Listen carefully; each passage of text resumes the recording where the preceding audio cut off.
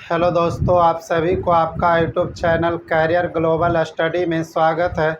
आज के इस क्लास में क्लास 10th क्लास के एनसीईआरटी एक्सरसाइज 8.1 का प्रश्न नंबर 9 से 11 देखने वाले हैं। इससे पहले 1 से 8 तक इसके पिछले क्लास में सोल्व करा दिया गया है, ठीक है। और ये सारे प्रश्न को काफ़ी आसान और शानदार तरीके से देखने वाले हैं। अगर आप सभी को यह क्लास पूरी तरह से समझ में आ जाए तो चैनल को सब्सक्राइब कीजिएगा और साथ ही अपने दोस्तों को पास भी शेयर कीजिएगा, ठीक है। तो चलिए हम काफ़ी आसान तरीक़ा से समझाने का प्रयास करते हैं, ठीक है। चलिए प्रश्न नंबर कहता है, प्रश्न नंबर 9 में है कि त्रिभुज ए बी सी जिसका बी समकोण है यदि tan A बराबर 1/√3 है तो निम्नलिखित का मान ज्ञात करना है। मतलब एक ABC एक आपको त्रिभुज दिया है। ABC एक क्या दिया है मेरे दोस्त? एक त्रिभुज दिया है। और यह कैसा त्रिभुज है? समकोण त्रिभुज है, क्योंकि इसमें आपको क्या लिखा गया है कि B समकोण है। B क्या है मेरे दोस्त? समकोण है। तो आपको पता होगा कि समकोण के सामने की भुजा को हम क्या कहते हैं? कर्ण कहते हैं। कर्ण को H से सूचित करते हैं। और किसी भी समकोण त्रिभुज में बात किया जाए तो एक समकोण होता है, मतलब एक 90 डिग्री होता है, और दो न्यून कोण होता है। और न्यून कोण के सामने की भुजा को लंब कहते हैं। न्यून कोण के सामने की भुजा को क्या कहते हैं? लंब कहते हैं। अगर बात यह है मेरे दोस्त कि अगर ए न्यून कोण की बात करेगा तो ए के सामने की भुजा लंब होगा, मतलब BC लंब होगा। अगर सी न्यून कोण की बात करेगा तो लंब AB होगा। अभी फ़िलहाल में tan A का प्रयोग किया गया है, ठीक है। तो चलिए हम लिखते हैं मेरे दोस्त, यहाँ पढ़ी हल में आपको दिया है, क्या दिया है? tan A का वैल्यू आपको कितना दे दिया है मेरे दोस्त? 1/√3 1/√3 दिया है। और आपको फार्मूला पता है, tan थीटा का फार्मूला होता है P/KB, मतलब लंब बटा आधार। तो A के सामने वाली भुजा लंब होगा, मतलब एक लंब हो जाएगा, और V क्या होगा? आधार होगा। तो एक लंब हो गया A के अनुसार, और आधार कितना हो गया? √3 हो गया। तो क्या लंब दिया, आधार दिया है, कर्ण नहीं ज्ञात होगा। कर्ण का फार्मूला आप सभी जानते हैं, H बराबर आप फार्मूला पढ़ चुके हैं। क्या पढ़े हैं? P के स्क्वायर जोड़ B के स्क्वायर। तो आप यहाँ पढ़ी देखिएगा मेरे दोस्त, P का वैल्यू 1 है, जबकि B का वैल्यू कितना है? B का वैल्यू कितना है? √3, और स्क्वायर करेंगे, ठीक है। स्क्वायर से रूट आपको खत्म हो जाएगा। आपको क्या बचेगा? 1 का वर्ग 1 प्लस में 3, तो आपको कितना आ गया? 4। 4 किसका वर्गमूल है? 2 का। इसका मतलब है मेरे दोस्त कर्ण कितना आ गया? 2 आ गया। अब बात यह है कि इन सारे प्रश्न में किसको यूज किया गया? तो sine A sine C, cos A cos C। इसका मतलब है मेरे दोस्त साइन A साइन C और कॉस A और कॉस C का प्रयोग किया गया है। तो हम कोशिश करते हैं कि सबसे पहले इन सारे का वैल्यू ज्ञात कर लेते हैं और उसके बाद मान रख देंगे, ठीक है। तो चलिए सबसे पहले साइन A का वैल्यू ज्ञात करते हैं। साइन थीटा का फार्मूला होता है मेरे दोस्त लंब बटा कर्ण। तो साइन A के सामने की भुजा लंब होता है, A के सामने की भुजा लंब होता है। तो A के लिए लंब 1 हो जाएगा, जबकि कर्ण कितना हो जाएगा? 2 होगा। कर्ण 2 होगा। उसके बाद अब बात यह है मेरे दोस्त साइन C का भी यूज किया गया है। तो अभी क्या होगा? फार्मूला तो वही रहेगा, लंब बटा के कर्ण। बात यह है कि अब इस बार C की बात किया है, मतलब न्यून कोण किसको लेना है? C को। तो C के सामने की भुजा क्या होगा? लंब होगा। C के सामने की भुजा क्या होगा? लंब, मतलब √3 लंब हो जाएगा। और कर्ण आपको कितना होगा मेरे दोस्त? 2 होगा। कर्ण कितना होगा? 2। इसके बाद आपको कॉस A और कॉस C का भी यूज किया गया, ठीक है। चलिए कॉस A, तो कॉस A का फार्मूला क्या होता है? आधार बटा के कर्ण। तो कॉस ए के अनुसार ए के सामने की भुजा लंब, तो ए के लिए आधार क्या हो गया, √3 हो जाएगा। आधार क्या होगा, √3, और कर्ण कितना रहेगा, 2। वहीं पड़ी बात करते हैं मेरे दोस्त कॉस सी का, तो इसका भी फार्मूला B/H ही होगा। पर यहाँ पड़ी सी के लिए देखा जाए तो आधार कौन हो जाएगा, 1 होगा। आधार कितना हो जाएगा, 1, और कर्ण 2। अब पहला प्रश्न क्या कहता है मेरे दोस्त, पहला प्रश्न में आपको यह लिखा हुआ है साइन ए इंटू में कॉस सी प्लस में कॉस ए इंटू में साइन सी, यह आपको यूज किया गया है। सबसे पहले हम क्या करते हैं, साइन ए का वैल्यू कितना है, 1/2, तो हम 1/2 रख दिए। वही बात करते हैं मेरे दोस्त, उसके बाद कॉस सी का प्रयोग किया गया। किसका प्रयोग किया गया, कॉस सी का। कॉस सी का वैल्यू आपको कितना है, 1/2, तो हम 1/2 रख देते हैं प्लस। यहाँ पर ही आप देखिएगा कॉस ए का वैल्यू आपको कितना है, √3/2, और साइन सी का वैल्यू कितना है मेरे दोस्त, √3/2। अब आप इसको गुना जब कीजिएगा तो आपको कितना आ जाएगा, 1/4 प्लस में √3 गुणे √3, तो आपको 3 होगा, और 2 गुणे 2 4। इसका मतलब है जब जोड़ेंगे मेरे दोस्त तो 4/4 आएगा, क्योंकि जब हर बराबर हो तो अंश जुटता है। ठीक है, 4 से 4 खत्म, मतलब आपको कितना गया, 1 आपको फाइनल आंसर है। अब बात करते हैं प्रश्न नंबर, इसी में 2 दिया है। क्या दिया है, कॉस ए इंटू में कॉस सी माइनस साइन ए इंटू में साइन सी, साइन ए इंटू में साइन सी का यूज किया गया। ठीक है, चलिए हम वैल्यू को रखते हैं मेरे दोस्त। कॉस ए का वैल्यू कितना है, √3/2 गुने कॉस ए का वैल्यू कितना है, √3/2, और कॉस सी का वैल्यू कितना है, 1/2।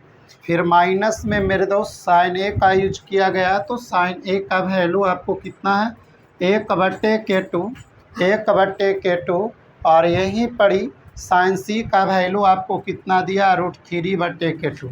अब इसको जब हम गुना करेंगे मेरे दोस्त तो आपको आ जाएगा √3/4 माइनस में 1 गुने √3, तो √3/4।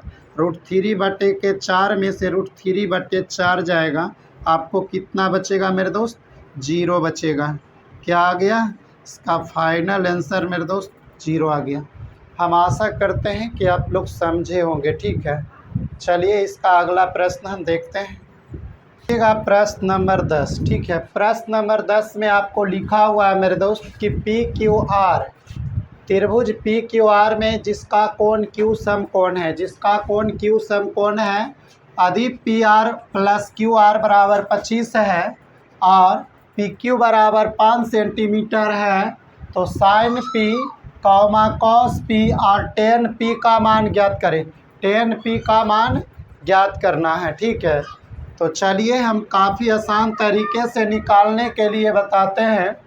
सबसे पहले मेरे दोस्त इसमें लिखा हुआ है कि एक त्रिभुज है। कैसा त्रिभुज है, PQR एक त्रिभुज है। कैसा है, PQR एक त्रिभुज है। ठीक है, PQR एक क्या है, त्रिभुज है। ठीक है, जिसमें आप देखिएगा तो इसमें लिखा हुआ है मेरे दोस्त कि Q जो है समकोण है। Q क्या है, समकोण। तो समकोण के सामने की भुजा को हम क्या कहते हैं, कर्ण कहते हैं। ठीक है, इसका मतलब आपको कर्ण है ना, Q के सामने मतलब समकोण के सामने की भुजा क्या है, कर्ण होता है।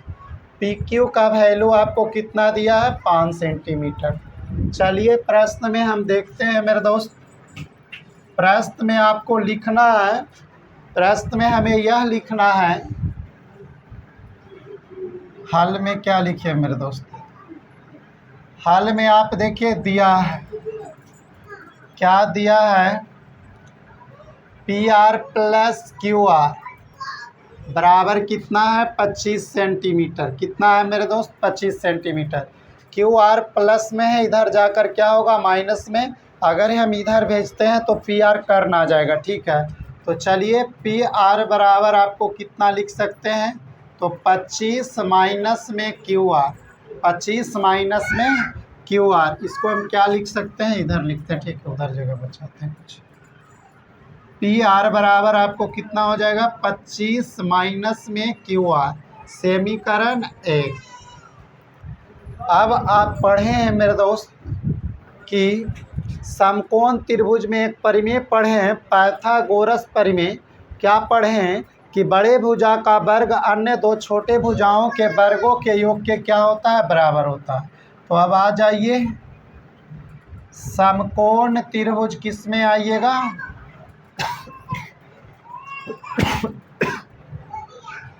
समकोण त्रिभुज पी क्यू आर में। कौन सा परिमेय से, तो पाइथागोरस परिमेय से, पाइथागोरस परिमेय से। पाइथागोरस परिमेय में आप क्या पढ़े हैं, कर्ण का स्क्वायर। तो कर्ण क्या है, पी आर, तो पी आर का स्क्वायर जो होगा वह पी क्यू के स्क्वायर प्लस क्यू आर के स्क्वायर के क्या होगा, बराबर होगा। अब बात यह है मेरे दोस्त, समीकरण 1 से आप देखिएगा, समीकरण 1 से पी आर का मान रखने पर, ठीक है, तो समीकरण 1 से हम क्या कर रहे हैं, इसमें पी आर का मान रख रहे हैं। पी आर का वैल्यू कितना है, तो 25 minus Q R, 25 minus Q R, square है तो स्क्वायर, प्लस में पी क्यू प्लस में Q R, P Q plus में क्यू आर। अब आप पढ़े होंगे, क्या पढ़े हैं मेरे दोस्त, ए माइनस बी का होल स्क्वायर, ए माइनस बी का होल स्क्वायर। ए माइनस बी का होल स्क्वायर का फार्मूला होता है ए स्क्वायर प्लस में बी स्क्वायर और माइनस में मेरे दोस्त 2ab, माइनस में 2ab, ठीक है।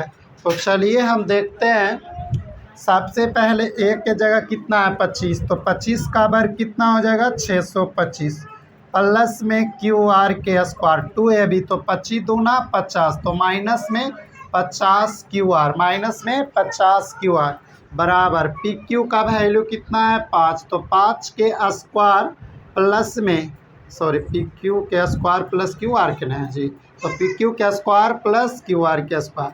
अब देखिएगा क्यू आर के स्क्वायर में से क्यू आर के स्क्वायर क्या होगा, ख़त्म होगा, क्यू आर के स्क्वायर ख़त्म होगा, ठीक है। अब यहाँ पर ही आप देखिएगा मेरे दोस्त, 50 क्यू आर बराबर, 50 क्यू आर बराबर 5 का वर्ग 25 होगा और 625 प्लस में इधर आकर क्या होगा, माइनस में होगा, 625 माइनस में, माइनस 50 क्यू आर बराबर कितना होगा, माइनस में 600, माइनस से माइनस ख़त्म, 50 से काटिएगा तो 12 बार में, 50 से काटिएगा तो 12 बार में।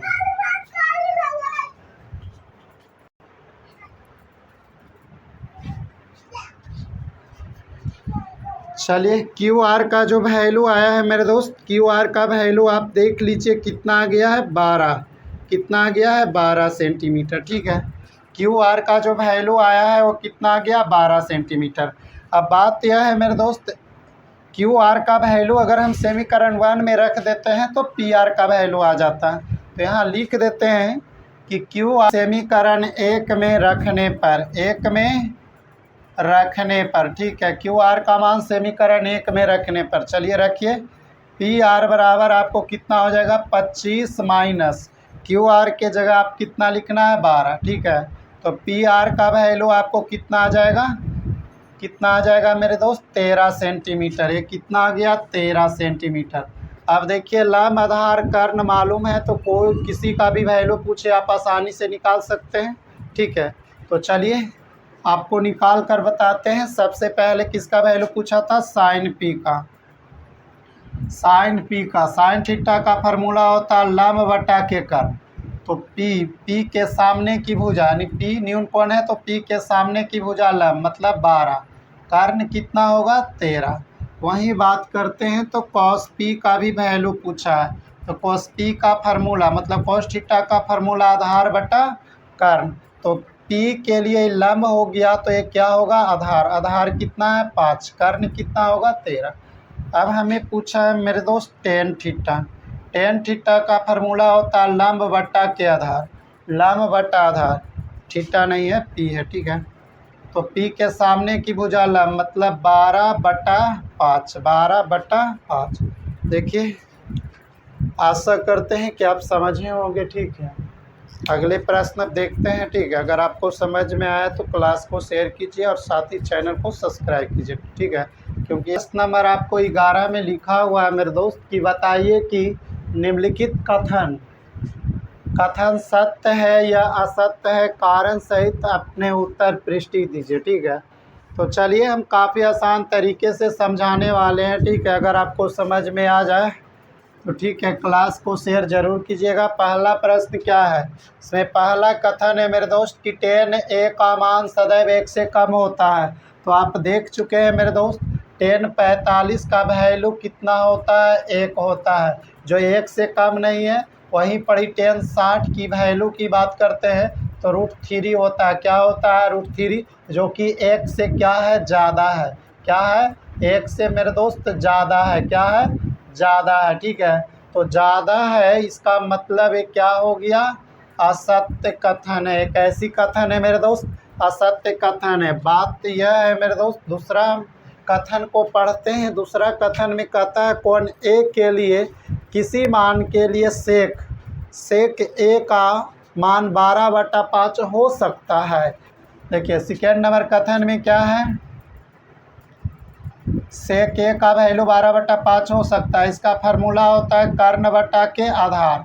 तो आपको पता होगा कि कर्ण जो है मेरे दोस्त, कर्ण हमेशा आधार से क्या होता है, बड़ा होता है। यहाँ पर ही भी आप देख सकते हैं आधार से कर्ण क्या है, बड़ा है, इसलिए ये क्या होगा, सत्य होगा। क्या होगा मेरे दोस्त, सत्य होगा, ठीक है। बात यही पड़ी प्रश्न नंबर 3 नंबर कथन में आप देखिएगा तो लिखा हुआ है कॉस ए कोण के लिए कोसेंट के लिए प्रयुक्त होता है। तो आपको पता होगा मेरे दोस्त, कोस का संक्षिप्त नाम होता है कोसाइन। क्या होता है, कोसाइन, ठीक है। इसलिए आप इसको क्या बोल सकते हैं कि यह भी कथन क्या है मेरे दोस्त, असत्य है। यह भी कथन क्या है, असत्य है। अब कथन नंबर 4 में आते हैं। कथन नंबर 4 में आपको लिखा हुआ कोट ए है, जो कोट ए और ए का गुणनफल होता है। यह बिल्कुल असत्य है। कैसी कथन है मेरे दोस्त, बिल्कुल असत्य है, क्योंकि जो ए है मेरे दोस्त, या क्योंकि न्यून कोण को दर्शाता है। क्या दर्शाता है, न्यून कोण को दर्शाता है, ठीक है। बिल्कुल गलत है। ए जो होता है कोट के साथ या साइन के साथ गुणा में नहीं होता, बल्कि ए इसके अलावा अल्फा बीटा गामा कुछ भी रह सकता है। यह न्यून कोण को दर्शाता है, ठीक है। चलिए कथन नंबर 5 में कहता है कि किसी भी कोण थीटा के लिए साइन थीटा का मान 4/5 हो सकता है। तो साइन थीटा का फार्मूला होता है मेरे दोस्त लंब बटा के कर्ण मतलब P बटा के H, और P से बड़ा हमेशा H होता है। पर यहाँ पर P बड़ा लिखा हुआ और H छोटा, इसका मतलब है मेरे दोस्त यह कथन कैसी है, असत्य है। यह कथन कैसी है, असत्य है, ठीक है। तो हम आशा करते हैं सारे प्रश्न आप अच्छी तरह से समझे होंगे। अगर आप सभी को समझ में आ गया है तो आप क्लास को शेयर कीजिएगा और साथ ही चैनल को सब्सक्राइब कीजिएगा, क्योंकि यह न्यू चैनल है। अगर आप सब सपोर्ट नहीं कीजिएगा तो कौन करेगा, ठीक है। और धीरे धीरे बेहतरीन कंटेंट आपको देने वाले हैं, ठीक है। चलिए फिर मिलते हैं इसका नेक्स्ट सेशन में।